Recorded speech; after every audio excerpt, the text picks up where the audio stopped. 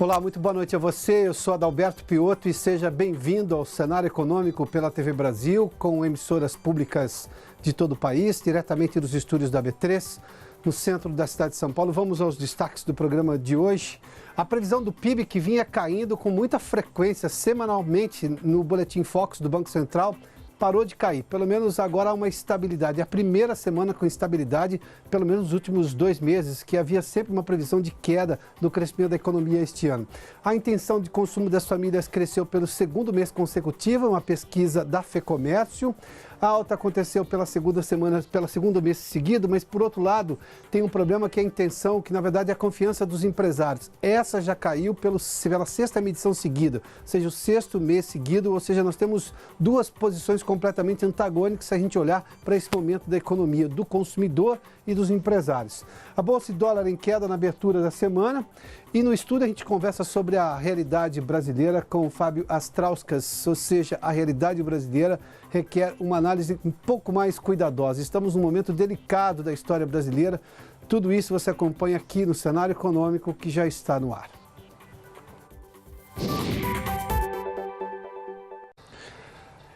A projeção de queda do crescimento da economia, ou seja, de redução do crescimento da economia neste ano, agora do PIB 2017, parou de cair. Pelo menos é o que mostra o Boletim Focus divulgado hoje pelo Banco Central. A gente vinha vendo nas semanas anteriores sempre uma queda acentuada. Houve revisão, por exemplo, pelo Banco Central e pelo IPEA, muito menores do que a previsão do mercado. Mas vamos dar uma olhadinha nesses números todos, porque agora, segundo o Boletim Focus, também os analistas de mercado estancaram essa queda do PIB. Se bem que estancaram aqui, olha, na última semana era 1,35, manteve essa semana de 1,35% de crescimento, muito diferente daqueles 3% que se imaginava lá no final do ano passado e começo deste ano também. As previsões de outros órgãos também caíram, a gente mostra já já. A produção industrial se manteve também de 2,78% e crescimento 2,78% este ano. Essas previsões são todas para o final deste ano, no Boletim Focus. A inflação teve uma leve oscilação de 0,02 ponto percentual e no câmbio uma manutenção. Na verdade, também uma oscilação negativa de 3,90 para 3,89, ou seja, aqui tem muito do momento eleitoral. Tudo o que aconteceu nas eleições nos últimos tempos e de algumas transformações que ocorreram na economia brasileira, sobretudo depois da greve dos caminhoneiros, está tudo precificado aqui. Agora é uma semana de aguardo justamente para saber o que acontece na eleição, cujo primeiro turno é exatamente no domingo. Voltando à questão do PIB, só para relembrar alguns dados que nós comentamos na semana passada, está aqui. O Banco Central divulgou o PIB de uma revisão para 1,4%, um crescimento de 1,4% este ano, 2,4% no ano que vem. Para se ter uma ideia, o Banco Central lá atrás era de 2,2% em setembro do ano passado, 2,6% esse ano, 2 e 1,6% recentemente, e agora caiu um pouquinho mais. Se a gente olhar na previsão do IPEA, também houve uma redução do crescimento da economia. Agora, para 2018, é 1,6% de crescimento. Antes era de 1,7%. Para 2019 se mantém muito próximo dos 3%, ou seja, a gente viu revisões de projeção de crescimento da economia em vários órgãos. O governo ainda mantém algo em torno de 1,6%, a gente vai continuar com esses dados todos, porque novas revisões devem ser feitas, ou pelo menos uma amostra de qual é o percentual de crescimento da economia segundo esses outros órgãos que vira e mexe se projetam novamente, ou seja, se mostram novamente com todos os dados que vêm embutidos neles. O Ibovespa hoje caiu, para pegar os números do mercado, hoje uma queda de 0,91% a 78.623 pontos. Na semana passada o Ibovespa chegou aos 80 mil pontos, só para lembrar, chegou a passar bem pouquinho, mas chegou a passar. O dólar comercial hoje em queda também de 0,5% a R$ 4,01. Na semana também passada o dólar foi negociado abaixo dos R$ 4,00, fechou inclusive abaixo dos R$ 4,00. Por outro lado, agora falando sobre intenção de consumo, daqui a pouco a gente fala sobre esse dado aqui, porque aqui nós vamos falar sobre um outro dado. A população brasileira está envelhecendo, esses dados hoje é o Dia Internacional do Idoso, mas daqui a pouco a gente fala disso. Antes, a intenção de consumo das famílias cresceu pelo segundo ano consecutivo, essa é uma medição da FEComércio aqui de São Paulo.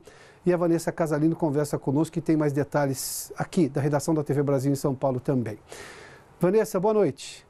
Oi, Piotr. Boa noite para você, boa noite a todos. É o segundo mês seguido de alta, depois de uma série de 4 recuos. Na comparação mensal, a elevação foi de 1% para 87 pontos. Já em relação ao mesmo mês do ano passado, avanço de 10,8%. Só que o índice vai de 0 a 200 pontos. Abaixo de 100, como está agora, demonstra insatisfação com as condições de consumo. De 7 itens analisados, 6 tiveram alta em relação a agosto. A maior foi no perspectiva de consumo, crescimento de 3%. Esse foi também o item que mais sofreu o impacto negativo da greve dos caminhoneiros. E apesar dessa pequena melhora na perspectiva para o futuro, no curto prazo, os gastos ainda estão contidos. O item nível de consumo atual permaneceu tecnicamente estável em relação a agosto, com 60 pontos. No mês, é o item com pior avaliação. Outro item, renda atual, voltou a registrar elevação depois de 2 quedas seguidas. Os únicos que estão acima dos 100 pontos são os ligados ao emprego atual e perspectiva profissional. Já o item acesso ao crédito retraiu e, com isso, 43% das famílias paulistanas estão encontrando dificuldades em conseguir financiamento para compras a prazo. Na avaliação da FEComércio, o resultado do índice em setembro mostra um processo de recuperação da satisfação depois da greve dos caminhoneiros, mas a maioria das famílias permanece insatisfeita com as condições econômicas do país. Para a entidade, o importante é a volta dos investimentos com geração de empregos para, aí sim, a confiança do consumidor aumentar. Nessa faixa, próxima dos 90 pontos, a FEComércio enfatiza que o índice esfria as expectativas dos empresários para o resto do ano, Piotr. Obrigado, Vanessa. Bom, a pesquisa é muito clara, né? A insatisfação em relação à economia, isso tem uma explicação muito clara. É renda e trabalho. Não tem trabalho, tem pouca renda, a insatisfação ocorre. Bom, por outro lado, só ainda no mês de setembro, a pesquisa que mede a confiança do setor empresarial registrou a sua 6ª queda consecutiva. A Flávia Grossi, no Rio de Janeiro, tem informações em detalhes. Flávia, boa noite. Boa noite, Piotr. Boa noite a todos. Esse índice divulgado pela Fundação Getúlio Vargas, ele mostra que o empresário está confiando menos na economia brasileira. Em setembro, Piotr, o recuo foi de 1,9 ponto na comparação com agosto, atingindo 89,5 pontos. É o menor índice desde setembro do ano passado. Segundo a FGV, entre os fatores que podem ter influenciado esse resultado negativo estão a greve dos caminhoneiros, a incerteza eleitoral e também o ritmo lento da economia. O índice de confiança da indústria encolheu 3,6 pontos e teve a maior contribuição para a queda do índice global. A FGV ouviu cerca de 4.900 empresas de 4 setores entre 3 e 24 de setembro. Piotr. Muito obrigado, Flávia. Bom, hoje é o Dia Internacional do Idoso e, claro, a data é um momento de reflexão, porque as necessidades, quando avançamos na idade, mudam muito e isso inclui uma série de coisas, não só as adaptações pessoais, mas como toda a estrutura de serviços públicos que são provenientes do Estado. O Estado precisa se preparar para isso. Uma das coisas, por exemplo, é a Previdência. Se ela não tiver solvência fiscal de longo prazo, ela não mostra saúde financeira para continuar pagando as pessoas justamente no momento em que elas já não conseguem gerar riqueza, porque elas estão aposentadas, já não têm o ímpeto da juventude e, claro, a oferta de força física para poder trabalhar, força mental e tudo mais. Vamos dar uma olhadinha. Esses dados foram recuperados, são do IBGE, são referentes a 2017, são os mais recentes em relação a isso. Mas em 2017, por exemplo, o IBGE chegou à conclusão de que o número de idosos no Brasil chegou a 18%. Esse dado dá uma ideia de quanto esse problema no Brasil precisa ser enfrentado. O problema do ponto de vista é que as necessidades mudam e precisamos ter uma sociedade e um Estado preparados para isso. Ao todo, hoje, segundo o IBGE, são 30 milhões e 200 mil idosos. O idoso, segundo o IBGE, é exatamente pessoas acima de 60 anos. É essa a consideração. Em 2012, para você ter uma ideia, era pouco mais de quase 25 milhões e meio de idosos. Nós tivemos, portanto, essa diferença, esse acréscimo de quase 5 milhões, 4 milhões e 800 mil idosos nos últimos 5 anos, até 2017, para chegar justamente aos pouco mais de 30 milhões que temos atualmente. E a maioria está aqui, é feita de mulheres. Quase 17 milhões de mulheres, 56%, e 3,3 milhões de homens, 44% desse total. Essas necessidades todas são absolutamente necessárias para serem discutidas, porque a questão da Previdência, que é um assunto que vem sendo tratado no Brasil há muito tempo, mas não tem havido decisão.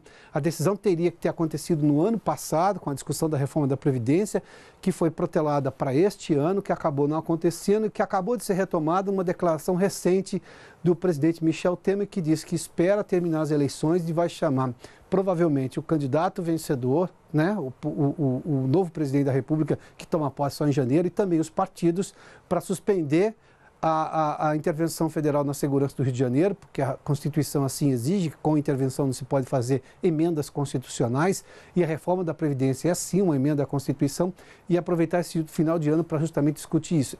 O próximo presidente teria, no mínimo, uma situação mais confortável para governar. Bom, tudo isso, além dessa questão e também os desafios brasileiros para os próximos anos, a gente conversa daqui a pouquinho com o economista e professor Fábio Astrauskas aqui no Cenário Econômico. Ele já está aqui no estúdio da Bolsa. Daqui a pouco, logo depois do intervalo, eu tenho essa conversa. Já de volta com o Cenário Econômico, o que temos para o Brasil, o país do futuro, com cada vez mais preocupações sobre o seu próprio futuro? Bom, para falar sobre esse assunto, os desafios que temos como nação, como sociedade, eu convidei aqui o professor economista Fábio Astrauskas. Fábio, seja bem-vindo aqui ao Cenário Econômico, uma vez mais. Obrigado, ouvintes. Fazia tempo que você não vinha, né? É verdade. Me conte uma coisa. Com saudades. Seja bem-vindo sempre. Claro. Eu fiz questão de retomar esses dados do IBGE porque eles são notórios, porque a lógica que sempre repetimos, porque era fato, éramos um país jovem, que tinha muita coisa pela frente. Hoje a gente vê um país que está envelhecendo, uma coisa que acontece com qualquer nação do mundo, está chegando a nossa vez. E você fez menção na semana passada, quando conversávamos, de que nós vamos perder o que os economistas chamam de bônus demográfico. Exato. Ou seja, quando você tem a maioria da população jovem que produz riqueza, o país fica rico e, obviamente, fica numa situação mais administrável lá na frente. Perder o bônus demográfico quer dizer o quê? Ficamos pobres antes de ficarmos ricos, é isso? Ficamos velhos antes de ficar ricos? Parafraseando Marcos Coimbra e Eduardo Gianetti, que batem muito nessa tecla, nós corremos o risco de ficarmos velhos antes de ficarmos ricos. E isso traduz bem o cenário ruim de economia que nós estamos desenvolvendo para o futuro, porque as políticas econômicas, elas são políticas que devem ser feitas para 5, 10, 15, 20 anos, né? Principalmente num momento onde nós ainda temos essa janela, né, de crescimento da população ativa no país pequena, né? Essa janela ela tem mais uns 10, 15 anos, e como você mostrou no bloco anterior, um crescimento enorme da população idosa, cada vez menos população ativa para uma população inativa crescente. Se nós não conseguirmos encontrar um modelo sustentável de manter essa população idosa, né, num nível de satisfação, um nível de consumo mínimo, né, para a sua subsistência, para a sua dignidade, e em contrapartida termos a população ativa podendo bancar não só essa população idosa, mas a si própria no futuro, a situação do país vai ficar muito ruim, porque nós efetivamente teremos uma falta de dinheiro para os idosos do futuro, né? Bom, uma das transferências aí, ou seja, eu tenho uma população jovem trabalhando e gerando riqueza, e uma população mais velha que já não está gerando riqueza porque está aposentada, chama-se Previdência. Sim. Nós não tivemos o debate da Previdência como deveria ter acontecido. Aliás, o debate da Previdência se arrasta por anos nesse país, eu já diria que são décadas, porque as reformas nunca são feitas na integralidade, são sempre meias reformas. O ano passado começo do ano passado havia um ambiente para se fazer as reformas. Teve aquela crise do mês de maio, junho, que trouxe um problema político enorme. O governo não conseguiu fazer isso, protelou para esse ano, não aconteceu. Eu imaginava que, dada essa realidade apontada pelo órgão de pesquisa mais abrangente que nós temos, que é oficial, que é o IBGE, que nós temos um envelhecimento. Isso é claro, ou seja, é tão evidente que eu vou ter um problema na Previdência, que o debate fosse acontecer agora na eleição. Não aconteceu porque nós estamos simplesmente dedicados a uma polaridade, a uma polarização no país. eu acho que sem precedentes, da forma agressiva como está sendo feita nesse momento, sem precedentes.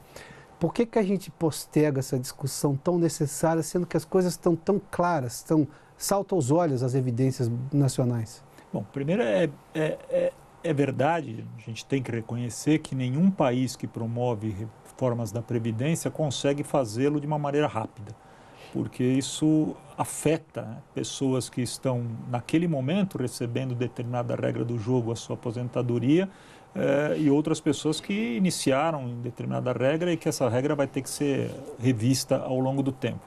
É assim nos países da Europa, foi assim em países aqui da América, com raras exceções que encontraram modelos alternativos. O Chile, por exemplo, com a previdência privada, os Estados Unidos têm um modelo um pouco diferente. O processo de revisão de uma reforma previdenciária, ele é longo e doloroso.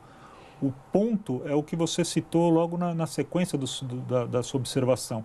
É a maneira como isso não está sendo feito no Brasil, né? Nós não estamos olhando para isso de uma maneira desapaixonada, de uma maneira não política, ou seja, de uma maneira de responsabilidade fiscal, como deve ser do governo, e estamos olhando isso de uma maneira partidária, ou de uma maneira populista, ou de uma maneira de jogar parte da população contra um determinado candidato, seja ele qual for, né? Ou um não candidato, né? E isso é que eu acho que tem frustrado um debate num nível melhor. E o que nós estamos vendo hoje é simplesmente um debate que se trata de você ser favorável a determinado partido ou você ser contrário a esse determinado partido. E a eleição torna-se quase que um plebiscito nesse momento, né? Então não importa em quem eu voto, mas importa contra quem eu voto, né? E numa tentativa em alguns momentos, de transformar isso num voto útil, mas que nós estamos vendo que nenhuma das duas plataformas abordou este tema, por exemplo, da Previdência de uma maneira séria. Nenhuma das duas plataformas também abordou o tema tributário, nenhuma da reforma tributária, nenhuma das duas plataformas abordou o tema do crescimento econômico de uma maneira responsável. Todo mundo fala uma questão de credibilidade, mas nenhum dos dois tem esta credibilidade perante o mercado, né? Tanto é que o mercado toda hora dá sinais confusos com relação independente de qual é a pesquisa eleitoral que sai, você veja hoje, você mesmo deu a notícia aqui, caindo bolsa e caindo dólar, né? São notícias contraditórias, né? Exatamente. Parte do consumo um pouco otimista, e isso faz parte do segundo semestre, esse otimismo quando vai se aproximando do Natal cresce um pouco, mas do outro ponto de vista, os comerciários com um pessimismo enorme com relação ao que vai acontecer, e muita gente ainda colocando isso como reflexo de uma greve dos caminhoneiros, que na verdade foi apenas mais uma gota no meio de um cenário totalmente caótico. Foi mais um solavanco, porque este ano foi rico em solavancos. Rico em solavancos, e se nós pararmos para analisar, nós veremos que mesmo antes da greve dos caminhoneiros no final de maio, o país já havia dado claros sinais de que não alcançaria o crescimento que tinha sido previsto e tinha sido levantado e tinha sido alvo de expectativa do mercado, do governo para o ano de 2019. Vamos lembrar que era alguma coisa com alguns mais otimistas chegavam a falar em quase 3%. 2,5% era um número corrente, e nós não vamos chegar provavelmente nem a 1,5% no final do ano, né? E os números vêm sendo revistos. Óbvio que os órgãos do governo sempre atrasam, né, a sua derrubada na projeção, mas a pesquisa Focus já mostra 1,35%, é possível que a gente fique em torno disso até um pouco menos, né? E o importante é que esse crescimento, ainda que fosse de 1,5%, né, ele é pouco importante porque o país do tamanho do Brasil precisava crescer a taxas consistentes e todo ano acima de 3%. Muito difícil num cenário desse, né? E nós temos condição de crescer acima de 3%, porque, por exemplo, a China cresce bastante, mas a China não é uma democracia. A China vai sozinha, ela traz as pessoas a reboque. A verdade é essa, uma ditadura é uma decisão tomada pelo ditador e ele traz todo mundo a reboque. Se confortavelmente ou não, é um outro detalhe.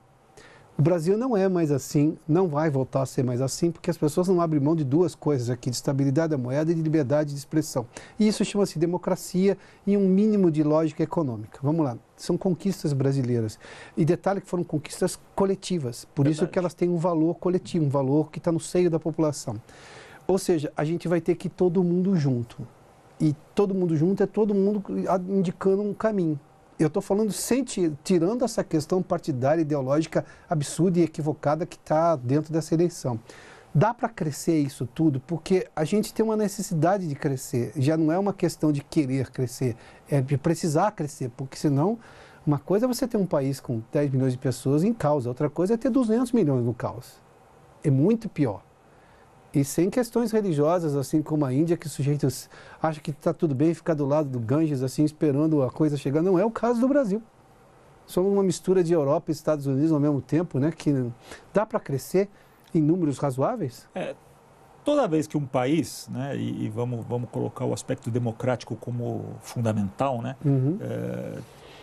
Quer experimentar e experimenta taxas de crescimento consistentes e elevadas por longos períodos de tempo, uma das características claras nesse país, seja ele qual for, é de uma classe dominante claramente definida.